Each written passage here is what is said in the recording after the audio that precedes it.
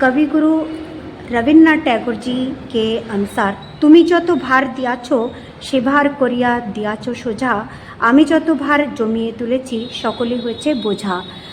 कवि गुरु रवीन्द्रनाथ टैगोर जी ने ये बहुत सुंदर वाणी हम सभी के लिए बहुत प्रेरणा के रूप में दी है।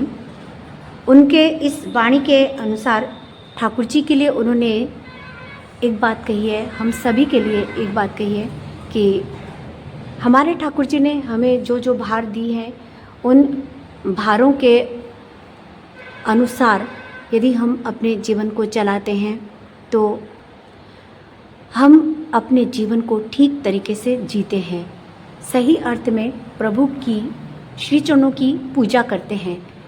और यदि हम ऐसा नहीं करते तो हमारे जीवन के जो भी बोझा है यानी कि पाप कर्म है वो कभी भी नहीं कटते। तो इसीलिए जो भार प्रभु ने हमको दी हैं, जैसे सुबह शाम की प्रार्थना करना, टाइमली नाम ध्यान करना और वाणी पाठ करना, उनके अनुसार अपने जीवन को चलाना और सहन वहन करके सबको लेके चलना, अपने ठाकुर जी के अनुरूप चलना, इन सभी बातों को एकदम रक्त के एक एक बूंद में हम सभी को बसा लेना है। बस अपने अंतर्मन की हर एक गतिविधि में इन बातों को बसा लेना है। कवि गुरु ने इतनी सुंदर ये वाणी दी है कि यदि आपने हमें जो भार दिया है ये नहीं देते तो हमारे जीवन में इतना बड़ा बोझा रहता और हम अपने जीवन को कभी भी बिल्कुल भी हल्का नहीं कर पाते। अपने जीवन के इस बोझे को कभी भी हम बिल्कुल भी उतार नहीं पाते। इस बोझा को जीवन भर हम लोग ढोते रहते। इसीलिए इन बातों को, ठाकुर जी की इन वाणियों को हमारे जीवन में हम जितना पालन करके चलेंगे उतने हमारे जीवन का भार अर्थात हमारे जीवन के जो पूर्व कर्म फल है, यदि हमने किसी जन्म में कोई पाप कर्म किए हैं वो सब, उन सब पापों का जो बोझा होता है वो प्रभु उतार देते हैं। पृष्ठोत्तरे ভালোবাসে তাতে সার্থক কি, পৃষ্ঠোত্তরে ভালোবাসে তাতে সার্থক কি, তুই তারে না বাসले ভালো সবই ছাইয়ে ঘি। हमारे परम दयाल हमसे प्रेम करते हैं, इसमें सार्थकता क्या है?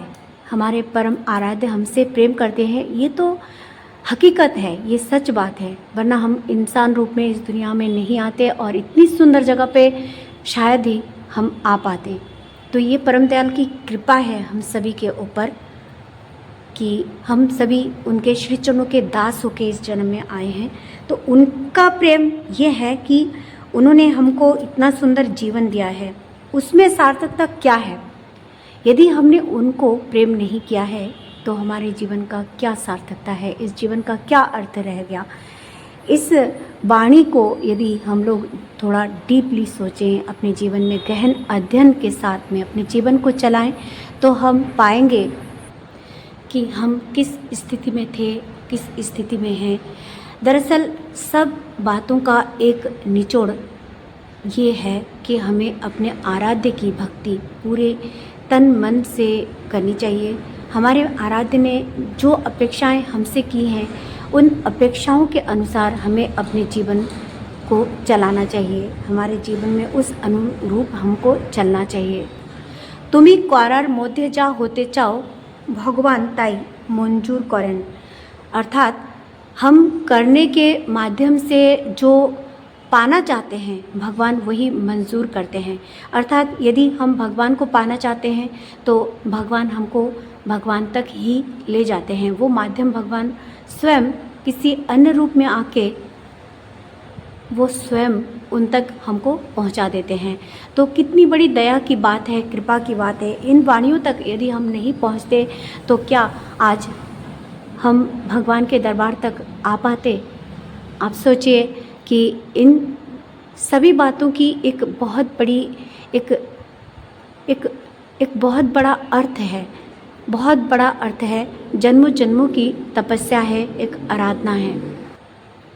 যে রূপ আদর্শে তুমি বিশ্বাস স্থাপন করবে তোমার স্বভাবও সেই ভাবে গঠিত হবে আর তোমার দর্শনও তদ্রূপ হবে। जिस आदर्श में हम विश्वास स्थापन करेंगे हमारा स्वभाव भी वैसा ही होगा और हमारा दर्शन भी तद्रूप होगा, उसी अनुरूप हमारा दर्शन भी होगा। हम अपने जीवन में यदि अपने आदर्श के ऊपर गहन विश्वास रखते हैं तो दर्शन भी हम ज़रूर पाएंगे। इस वाणी की व्याख्या ये है और सच में ये एकदम विश्वास करने वाली बात है। जिसके जीवन में विश्वास नहीं वो भगवान को कभी भी दर्शन नहीं कर सकता। मात्र मैं बोल दे रही हूँ और कोई यदि इन बातों पे विश्वास न करे तो वो कभी भी शायद ही भगवान को देख सकेंगे। किंतु ये मेरा विश्वास है कि आप सभी को विश्वास है कि परमपिता हैं और मैं जो भी बोल रही हूँ उनकी बातें उन्हीं की दया से बोल पा रही हूँ और परमपिता ने ये दया की बरसात हम सभी के ऊपर की है, तभी आप भी सुन पा रहे हैं और मैं भी बोल पा रही हूँ। और ये दया की बरसात सदैव हम सभी के ऊपर बनी रहे, यही परम दयाल के श्री चरणों में प्रार्थना करती हूँ। परम दयाल की वाणी है, कर्मण्येवाधिकारस्ते मा फलेषु कदाचन, कर्म करे जाओ फलेर आशा करो ना। हम सभी को कर्म करना चाहिए, फल की आशा नहीं करनी चाहिए। कर्म करते जाना चाहिए। कर्म करते करते हम हमारे जीवन में वो सुफल ज़रूर पाएंगे। ये विश्वास की, ये आस की कोई किरण हमसे दूर ना रहे, इस चीज़ का हम सभी को ध्यान में रखना पड़ेगा और निरंतर एक गति से प्रभु की भक्ति हम सभी को करनी पड़ेगी। परम दयाल की एक बहुत सुंदर वाणी है कि हम सभी को अपने जीवन में कभी भी गो बिटवीन अर्थात वादा खिलाफी, कथा खिलाफ करा, मिथ्याचार करा अर्थात झूठ बोलना और वादा खिलाफी करना। हम यदि किसी को वचन देते हैं, उस वचन से यदि मुकर जाते हैं तो उसको गो बिटवीन कहते हैं। तो ये चीज़ हमारे जीवन में यदि हो गई तो इसकी परमपिता सजा देते हैं। इसलिए यदि कभी हमसे कोई भूल होती है तो परमपिता के श्री चरणों में क्षमा प्रार्थना करें हम सभी और पुनः ये गलती हम कभी न करें, कभी ना दोहराएं। इसके लिए प्रभु श्री चरणों में प्रार्थना भी पूरी मन से होनी चाहिए। गो बिटवीन हमारे जीवन को एकदम तहस नहस कर देती है। यदि हम कह कुछ रहे हैं, कर कुछ रहे हैं और चिंतन कुछ कर रहे हैं तो ये हमारे परमपिता से हमको दूर कर देती है, उस चेन को तोड़ देती है जो परमपिता के श्री चरणों तक जाती है।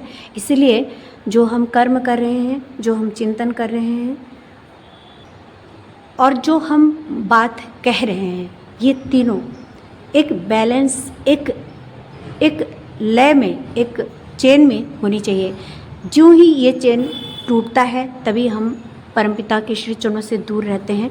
परंतु यदि किसी कारणवश किसी ने हम में से, ये संसार जीवन है, इसमें हो सकता है कोई भूल त्रुटि हम में से किसी ने की है तो कोई बात नहीं, हम परम दयाल के श्री चरणों में क्षमा प्रार्थना करेंगे और कभी भी वैसी गलतियां जीवन में कभी नहीं दोहराएंगे, गो बिटवीन नहीं करेंगे। इसके लिए दृढ़ प्रतिज्ञ हम रहेंगे। ये प्रार्थना प्रभु श्री चरणों में करके यदि जाएं तो प्रभु हमको क्षमा भी कर देते हैं। ये विश्वास रखिए अंतर्मन में, हम सभी को रखना भी पड़ेगा। ये प्रभु जी ने, यदि हम सभी को जीवन में कुछ मुसीबतें आती हैं तो उसका तोड़ भी प्रभु ने हमको दी है। आपने, हमने, हम सभी ने एक वाणी तो ठाकुर जी की पढ़ी होगी सत्यानुसरण ग्रंथ की कि अनुताप करो किंतु स्मरण रखो, जिससे पुनः अनुतप्त ना होना पड़े।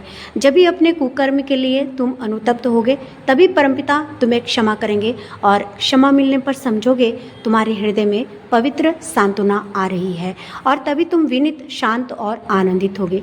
जो अनुतप्त होकर भी पुनः उसी प्रकार के दुष्कर्म में रत होता है, समझना कि शीघ्र ही वह अत्यंत ही दुर्गति में पतित होगा। सिर्फ मौखिक अनुताप तो अनुताप है ही नहीं, बल्कि वह अंतर में अनुताप आने का और भी बाधक है। प्रकृत अनुताप आने पर उसके सभी लक्षण ही थोड़ा बहुत प्रकाश पाते हैं। ये हमारे परम आराध्य की बहुत सुंदर वाणी है। हमारे अंतर्मन में जब तक प्रकृत रूप से उस भाव को हम त्याग नहीं देते हैं, तब तक हमारे परम आराध्य हमको क्षमा नहीं करते हैं। और इस युग में प्रभु जी ने आके हर समस्या का समाधान किया है। तो यदि हम सभी परमपिता की श्री चरणों की शरण ले लेते हैं तो बहुत सारी मुसीबतों से, बहुत सारे संकटों से बच सकते हैं, अपने जीवन को उन्नति की ओर अग्रसर कर सकते हैं, अपने जीवन को सुंदर और साकार कर सकते हैं। तो आइए प्रभु श्री चरणों की शपथ लें, अपने जीवन को सुंदर बनाएं और साकार करें, दूसरों को भी रास्ता दिखाएं, दूसरों को भी सुंदर बनाएं, दूसरों के जीवन को उन्नत आनंदित करें।